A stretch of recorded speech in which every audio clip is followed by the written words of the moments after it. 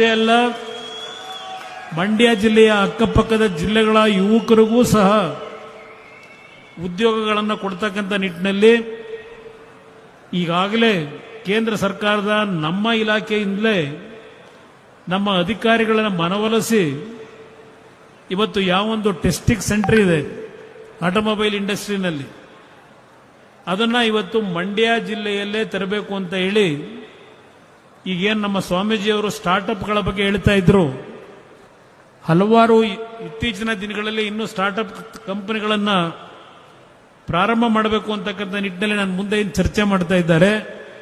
200 ಕೋಟಿ 300 ಕೋಟಿ ವೆಚ್ಚದ ಕೈಗಾರಿಕೆಗಳನ್ನು ಹಾಕ್ತಕ್ಕಂಥ ನಿಟ್ಟಿನಲ್ಲಿ ಈಗಾಗಲೇ ಹಲವಾರು ಸುತ್ತಿನ ಮಾತುಕತೆಗಳನ್ನೇನು ಮಾಡಿದ್ದಾರೆ ಸ್ಟಾರ್ಟ್ಅಪ್ ಕಂಪನಿಗಳು. ಅವರಿಗೆ ಕೆಲವು ಪ್ರಧಾನಮಂತ್ರಿಗಳು ಇವತ್ತೇನು ಈ ದೇಶದ ಸಮಗ್ರ ಅಭಿವೃದ್ಧಿ, ಅದರಲ್ಲೂ ವಿಶೇಷವಾಗಿ ಈ ಪರಿಸರಕ್ಕೆ ಆಗಿರತಕ್ಕಂಥ ಹಾನಿಯನ್ನ ಸಂಪೂರ್ಣವಾಗಿ 2020ಕ್ಕೆ ನೆಟ್ ಝೀರೋಗೆ ತರಬೇಕು ಅಂತಕ್ಕಂಥದ್ದು ಗೌರವಾನ್ವಿತ ಪ್ರಧಾನಮಂತ್ರಿಗಳ ಒಂದು ಅಚಲವಾದಂಥ ತೀರ್ಮಾನ ಏನಿದೆ, ಆ ನಿಟ್ಟಿನಲ್ಲಿ ಇವತ್ತು ಎಲೆಕ್ಟ್ರಿಕ್ ವೆಹಿಕಲ್ಗಳು ದೊಡ್ಡ ಮಟ್ಟದಲ್ಲಿ ಆಟೋಮೊಬೈಲ್ ಕಂಪನಿಗಳು ಇವತ್ತು ಮ್ಯಾನುಫ್ಯಾಕ್ಚರ್ಗೆ ಏನೋ ಒಂದು ಪ್ರೋತ್ಸಾಹವನ್ನು ಕೊಟ್ಟಿದ್ದಾರೆ.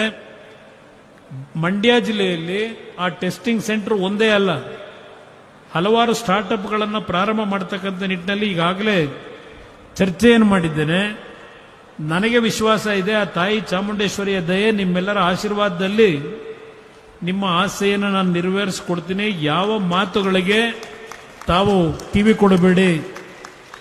ಇವತ್ತು ಯಾವೊಂದು ARA ಮುಖಾಂತರ ಸ್ಟಾರ್ಟ್ಅಪ್ ಸೆಂಟರ್ ನಮ್ಮ ಏನೋ ಒಂದು ಇದನ್ನು ಪ್ರಾರಂಭ ಮಾಡಲಿಕ್ಕೆ ಹೊರಟಿದ್ದೇವೆ, ಟೆಸ್ಟಿಂಗ್ ಸೆಂಟರ್, ಎಲ್ಲರೂ ಎಕ್ಸೈಟ್ ಆಗಿದ್ದಾರೆ. ಯಾಕೆಂದ್ರೆ ಇಲ್ಲಿ ತಯಾರು ಮಾಡತಕ್ಕಂಥ ವಾಹನಗಳನ್ನು ಪೂನಾಗೆ ತೆಗೆದುಕೊಂಡು ಹೋಗಬೇಕು, ಇಲ್ಲ ಚೆನ್ನೈಗೆ ಹೋಗಬೇಕು.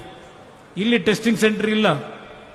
ಆ ಹಿನ್ನೆಲೆಯಲ್ಲಿ ಕರ್ನಾಟಕದಲ್ಲಿ ಒಂದು ಟೆಸ್ಟಿಂಗ್ ಸೆಂಟರ್ನ ಪ್ರಾರಂಭ ಮಾಡಲೇಬೇಕು ಅಂತ ಹೇಳಿ ನಮ್ಮ ದೇಶದ ಗೌರವಾನ್ವಿತ ಪ್ರಧಾನಮಂತ್ರಿಗಳ ನರೇಂದ್ರ ಮೋದಿ ಅವರ ಒಂದು ಆಶೀರ್ವಾದದಲ್ಲಿ ಇವತ್ತು ಮಂಡ್ಯದಲ್ಲೇ ಆ ಒಂದು ಟೆಸ್ಟಿಂಗ್ ಸೆಂಟರ್ನ ಪ್ರಾರಂಭ ಮಾಡತಕ್ಕಂಥದ್ದಕ್ಕೆ ಸುಮಾರು 1,000 ಕೋಟಿ ವೆಚ್ಚದಲ್ಲಿ ಕಾರ್ಯಕ್ರಮ ನಮ್ಮ ಇಲಾಖೆಯಿಂದಲೇ ಮಾಡ್ತಾ ಇದ್ದೇವೆ. ಅದರ ಮುಖಾಂತರ ಹಲವಾರು ಕೈಗಾರಿಕೆಗಳನ್ನು ತರಲಿಕ್ಕೆ ಸಾಧ್ಯ ಇದೆ. MSME ಕಂಪನಿಗಳನ್ನು ಈಗಾಗಲೇ ಚರ್ಚೆ ಮಾಡಿದ್ದೇವೆ. ಅವರಿಗೆ ಪ್ರೋತ್ಸಾಹ ಕೊಟ್ಟು, ನೀವೇನು ದೇವೇಗೌಡರ ಬಗ್ಗೆ ನನ್ನ ಬಗ್ಗೆ ಅಭಿಮಾನ ಇಟ್ಟು ನಾನು ಹಳ್ಳಿಗಳಿಗೆ ಬರದೇ ಇದ್ರು ಅಷ್ಟು ದೊಡ್ಡ ಬಹುಮತದಲ್ಲಿ ಗೆಲ್ಲಿಸಿದ್ದೀರಿ, ನಿಮ್ಮ ಋಣವನ್ನು ತೀರಿಸ್ತಕ್ಕಂಥದ್ದು ನನ್ನ ಜವಾಬ್ದಾರಿ.